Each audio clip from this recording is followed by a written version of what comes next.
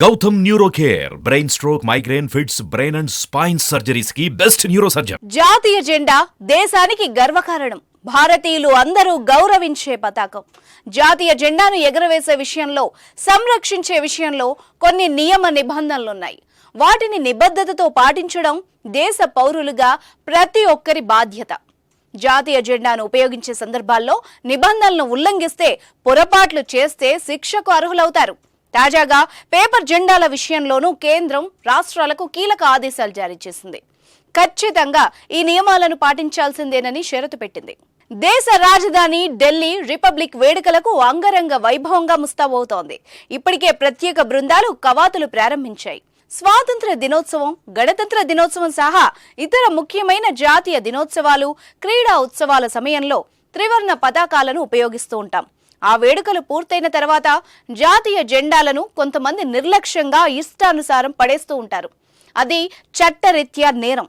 జాతీయ జెండాకు సంబంధించి ఇప్పటికే నిబంధనలు ఉండగా, భారత గణతంత్ర వేడుకల వేళ కాగితపు జెండాల వినియోగంపై కేంద్ర హోంశాఖ కొన్ని కీలక సూచనలు చేసింది.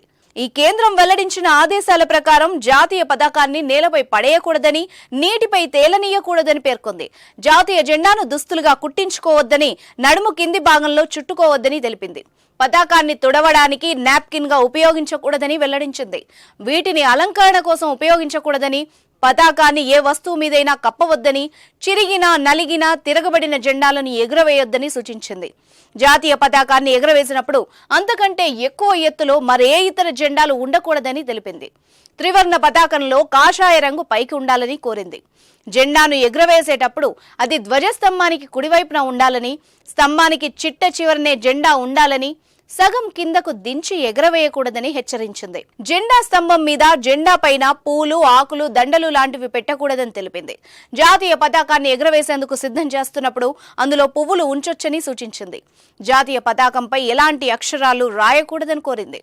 జాతీయ పతాకాన్ని ఏ వస్తువులపైన, భవనాల మీద కవర్ చేయడానికి ఉపయోగించవద్దని చెప్పింది.